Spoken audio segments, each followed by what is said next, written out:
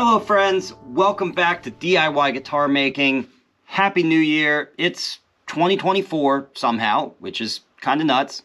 Time just keeps on going, keeps flying by, and I announced to you guys recently the two guitars that I'm going to be building for the winter of 2024.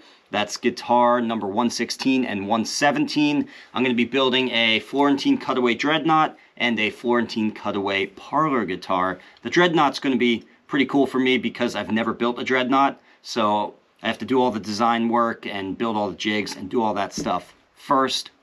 So that'll be fun. I like doing that. And fall classes. We got fall classes. The schedule is not up yet. I'm still working it out both on paper and in my head. So I always like to give you guys a little shout out at this point to let you know that there's an opportunity while I'm making the fall schedule. If you were waiting for that fall schedule to see what's available as far as workshop dates, you can actually write me an email and pitch a set of dates that works for you. And if there's no conflict there, I might just use that as one of the sets of dates that I end up putting on the schedule. So I'm a lot more flexible right now. Once I make the dates and put them out there, it's a little harder to do that. So if you're interested in the fall class, send me an email. I'll probably be done making the schedule at some point at the end of this week. Okay? The spring classes are up right now, by the way, so there's still some availability there, so check that out if you're looking for the spring of 2024. My classes always run spring and fall. Summer and winter is when I work on my builds that you guys see on the videos here and do all the other sort of back-end stuff that I have to do to run a business. All right, we're going to do Q&A today. I don't think I have any other housekeeping here to talk about, so let's get right into your questions. Okay, so I'm in the members-only Discord channel right now, which is for students, by the way, of my online courses and my hands-on workshops. That's how you get access to this. So let's see what we got here. Patrick writes, how hard is it to do binding on the inside of the sound hole? Are there any tips and tricks? That's a good question, Patrick. I've never done it, so honestly, I don't have anything for you, but I'm going to pitch that out to the community here and see if some other people have some responses. I'd imagine if your binding work is solid, that this wouldn't be a big stretch to do binding on the inside of the sound hole. Mostly the issue, I guess, would be bending your bindings to a pretty steep radius to get a circle. JT writes, has anyone ever had a bone saddle straight up shatter 3 days after completing setup on a new build? I finished my 5th guitar a couple days ago, and today I opened the case to find a completely shattered saddle. The saddle slot is 3/32 of an inch thick and about 11.8 millimeters high. Bone saddle from Stu Mac. I barely had to sand it down to achieve the desired height and action. Perhaps the saddle is too tall. It's a standard thickness, so I wouldn't think thickness is the problem. Okay. I stored the saddle in my garage for a while prior to using it for the setup. Winter here in Wisconsin, so would storage temperature be an issue? No, yeah, I've never heard of anything related to temperature being an issue with bone saddles, and plenty of guitars have been left in very cold and very warm environments, and plenty of bad things happen to those guitars, but the saddle shattering is not usually one of them. So yeah, that's unfortunate, JT. I would assume that it has to do with the quality of the bone that you received, but also, let me reread your question here a little bit. You were giving me some dimensions here of your saddle. Your saddle might be too tall. Now, it might be a combination of there being some extra porosity in your bone, basically a defect in the bone, which is common, very common. A combination of that and your saddle height is too tall. So if the taller the saddle is above the top of the bridge, the more pressure, the more leverage that the string tension is going to be creating, essentially shearing across the saddle's thickness, and a 3/32 of an inch saddle is pretty thin. There's nothing wrong with that. A lot of guitars, Martin guitars for example, use 3/32 of an inch saddles, but it is at the thinner end of saddle thicknesses. So there's a lot of things going on here, and I think that maybe a couple things are contributing. And actually, we had another response here from Lamar's Guitars, and he always has great contributions to these questions. He writes, bone by its very nature is not uniform, so I would suspect there was a pattern of canaliculi, or a hollow spot of some sort, or a microfracture created when the blank was cut. Yes, so that's great. He actually answered this question better than I did there. That's what I was describing when I'm talking about extra porosity in the bone. Very common. Bone is not a super uniform material, and it's hard to find small sections of it that are clean without defects. So you get them from time to time. Let me continue his response here. Often these manifest while you're shaping the saddle/nut, but it sounds like you completed your work and it was waiting for one more straw on the camel's back, just sitting overnight under string tension. It sucks, but 100 out of 100 blanks aren't all going to work out. Better luck next time. Yeah, so I agree with Lamar there. I think that could be the problem. But again, it could be your saddle height. I'm a little bit confused by the dimensions you gave me. You said your saddle slot is 3/32 of an inch thick. Okay, nothing confusing about that. Then you said your saddle's 11.8 millimeters high. Do you mean the bone itself, just the saddle? When you pull it out of the guitar and measure it, it's 11.8 millimeters high? Or are you saying it's 11.8 millimeters high off of the bridge top, which is massively high? Or you could be saying it's 11.8 millimeters high off of the top, which is actually a bit more reasonable.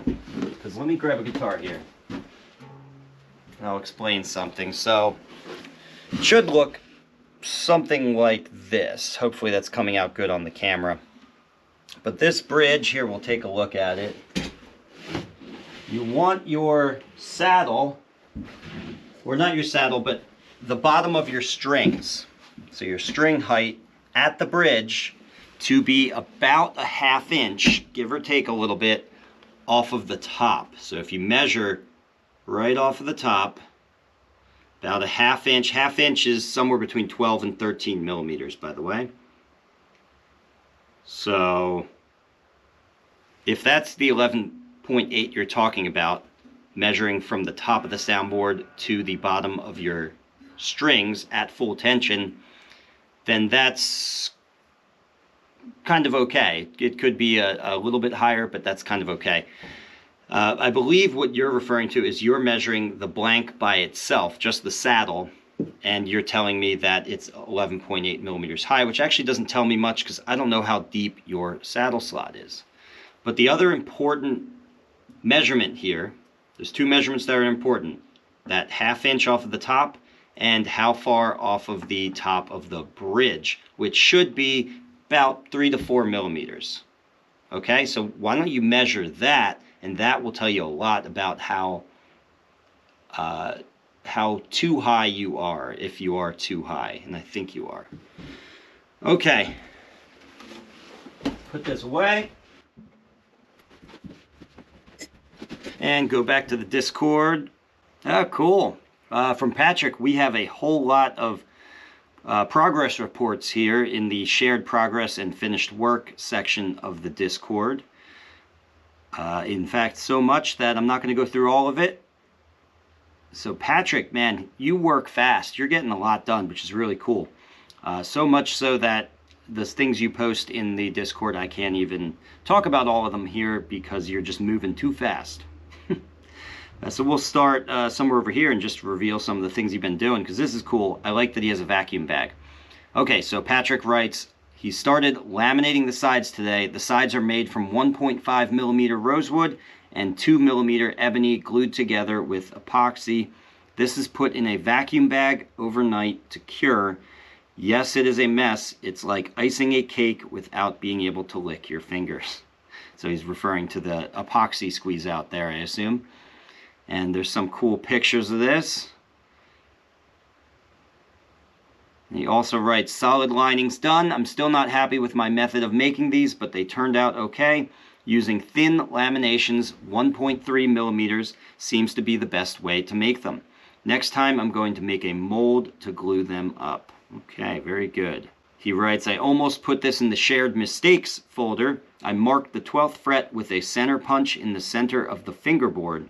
I decided instead of trying to fill the punch spot, I'd just do 3 dots instead of 2. Yes, that is a common mistake, and a repair that I've seen done, or not a repair, but an obscuring of the mistake there that I've actually seen done that exact same way on other people's guitars as well. And it works. It does.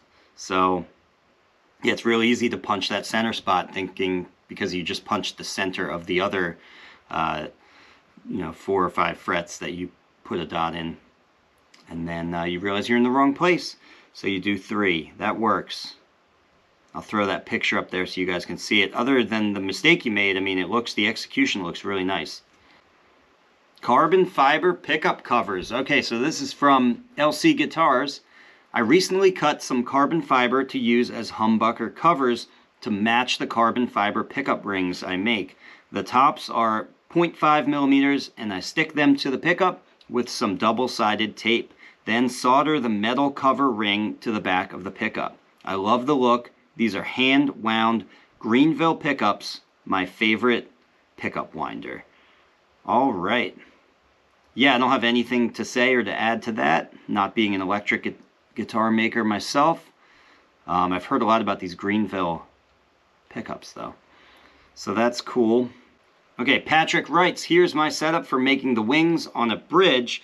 And he's got a picture here, which I'll throw up, which is just of a fence, a board that's clamped to the side of his spindle sander so that he can hold the bridge and just adjust that fence to a certain distance off of the spindle sander and run it up against the spindle. Yeah, I do sort of something similar, but with my drum sander. I don't need a fence in that way because essentially it's like the spindle is turned on its side and the table itself works like the fence, and all I have to do is set the height of the drum on the drum sander. And I actually do that, by the way, with the power turned off to the drum sander, and I just pull the pulley that runs the drum sander by hand after I've rough shaped it on the spindle sander to get it close to its shape.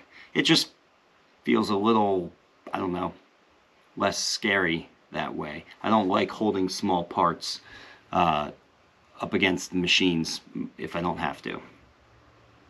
But I like that. That works. Okay, Russ G has a problem here. He writes, lint in finish. Hi, I have applied 10 coats of True Oil on my first build. It appears the quote-unquote lint-free rags I purchased at Lowe's are shedding a lot now. Should I sand down and start over, or can my progress be saved with some buffing? Thanks for the help. Once you start getting lint in the finish, at least through successive coats, if it's basically trapped down in there, you're not going to buff that out. It's in there.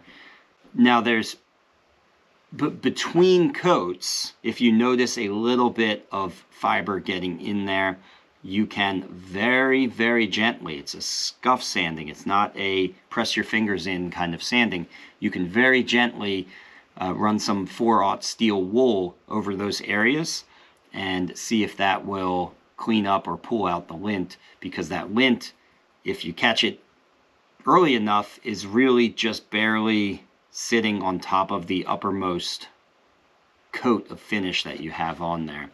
But I like this question here because it gives me an opportunity to reveal something that I've switched to recently that has helped me out.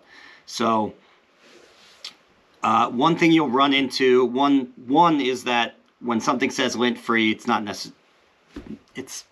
not lint-free to the standards that we're talking about with finish. They're not assuming that you're going to be doing exactly what you know that you're doing with it.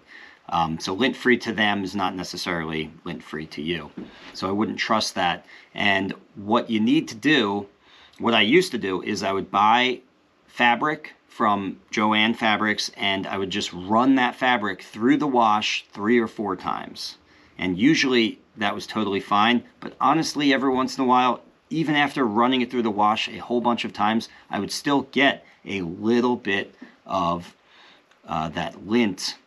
When you say lint, actually, one of the issues is it's this material called sizing, I believe, which is like a starchy material that they put on fabrics, I think so that they like hold their shape and they don't wrinkle in the store, so they present well.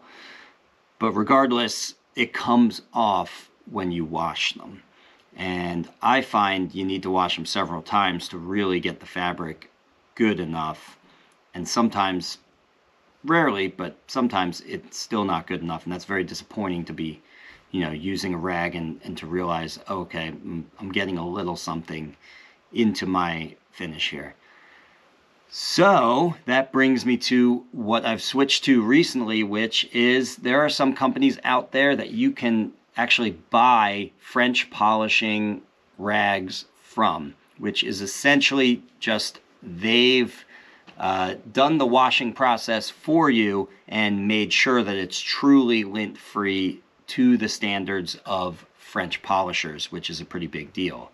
And there were 2 companies that I found that just sell like a big box of French polishing rags. One of them is in the United States and the other one was overseas. I'm going to look those up right now so I can give you a more thorough answer here and give you the exact companies that I found. Okay, so I found it here.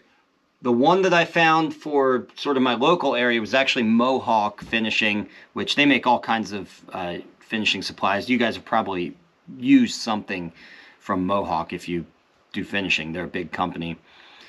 And they have distributors all over. They probably have international distributors as well. But the other company that I could not order from because I am in the States was Smith & Roger. And I believe they're in the UK. So that should help you guys overseas as well. And yeah, it's called, they call it trace cloth or French polish cloth. I've seen that as well. It's really just lint-free cotton that is truly lint-free. I guess they've, you know, passed it through the wash many more times, maybe with a high-speed centrifuge or something, and really got everything out of that cloth. Because my experience with it has been absolutely perfect from the box that I received. So I think from now on, instead of bothering with making my own cloth, honestly, I'm just going to buy it. I forget how much it cost, but it was fairly expensive for just cloth. But still, I think it's worth it to not have to worry about sizing and lint and things like that anymore in my cloth. So yeah, I'm glad you asked that question, because I've been wanting to talk about that because I feel like that can help a lot of people.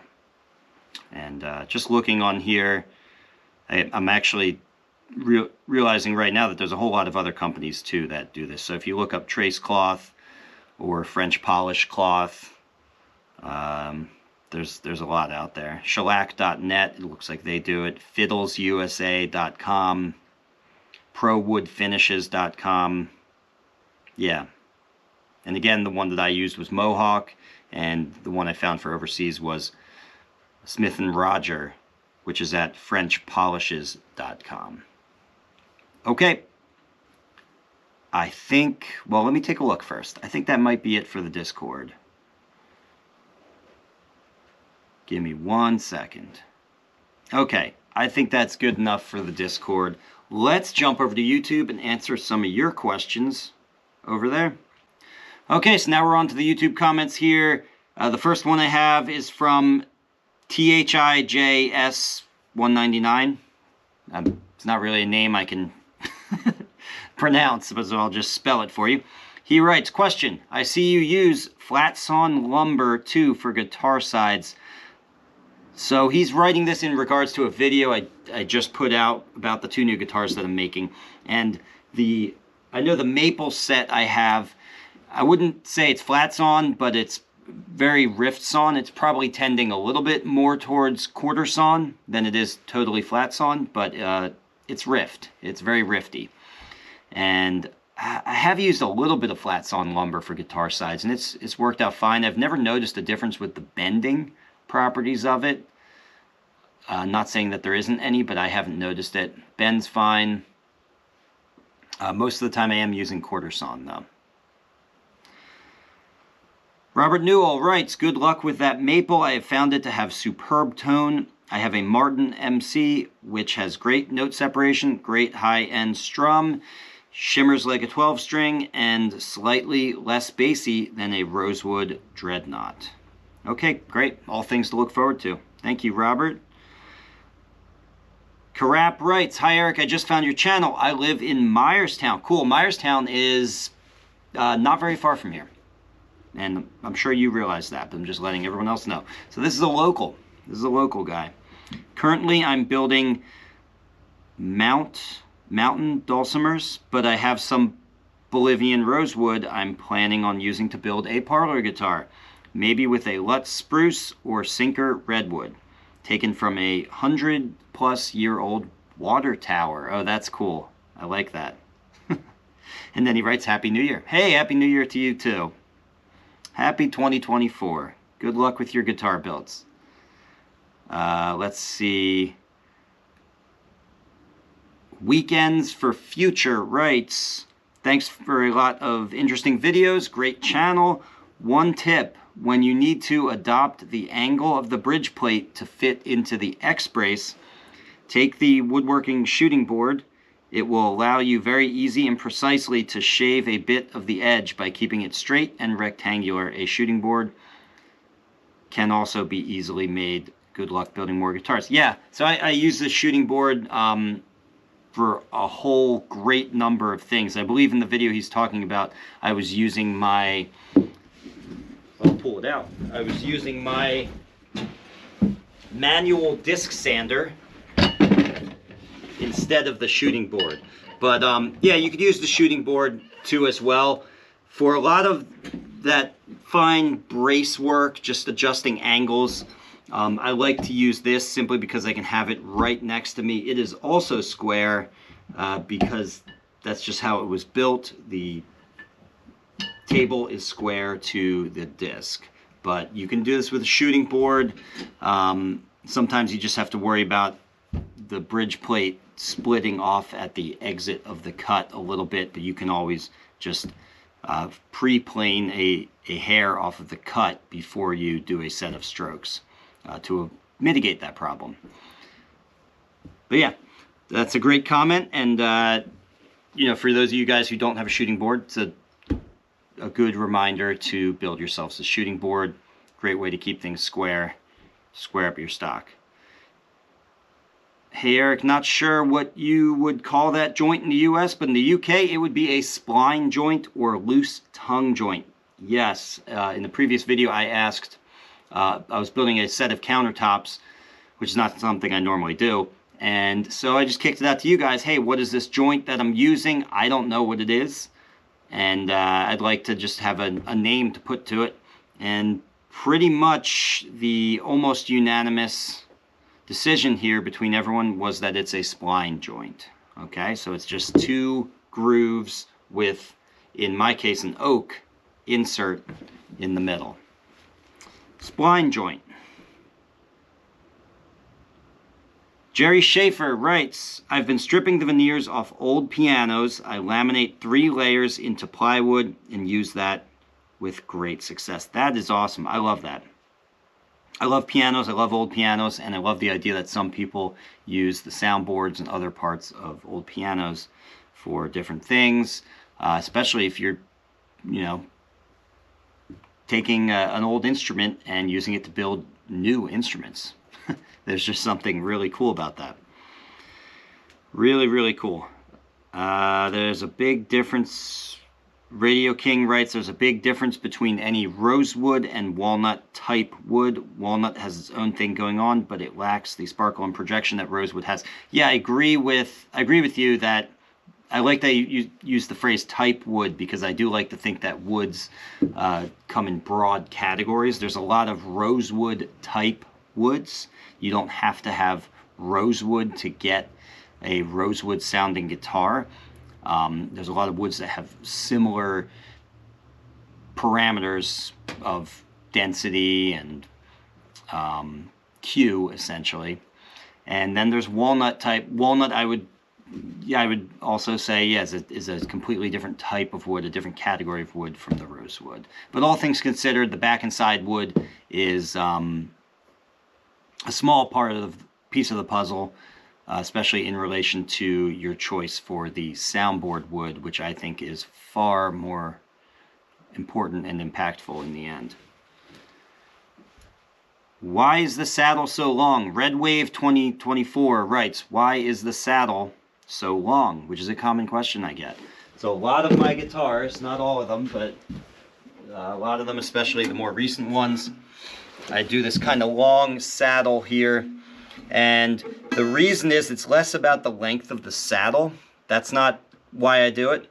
It's really about the opening of the saddle slot. So this, I always just call it a half through slot. Many of you guys may be familiar with a full through slot, which there not really being such a thing as the half through slot. Everyone just calls it a through slot. They don't call it a full through slot.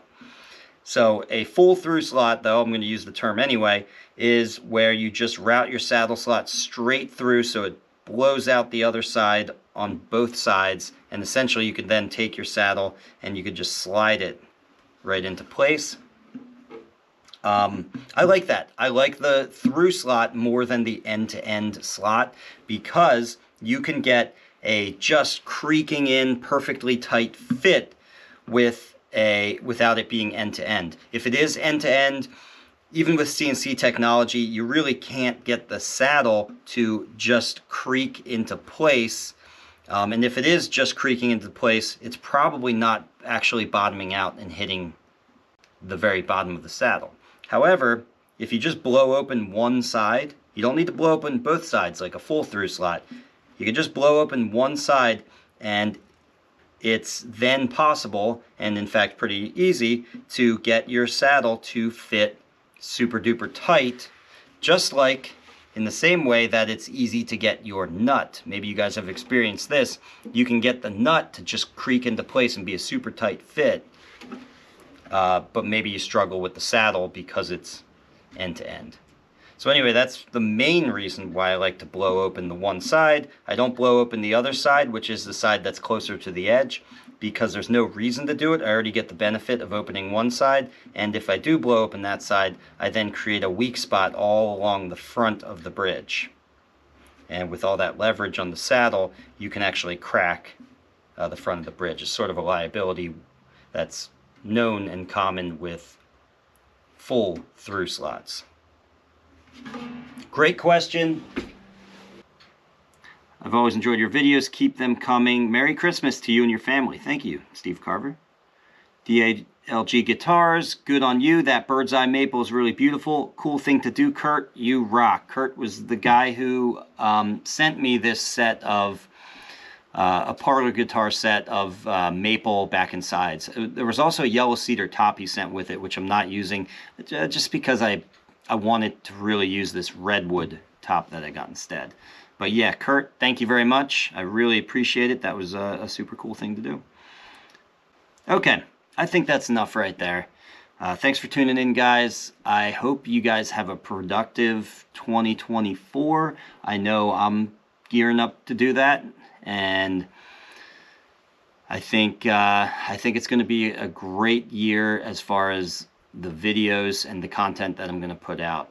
Just so you guys know, I plan on getting a lot of stuff done, a lot of building done, which always for you guys means a lot of filming and making of videos.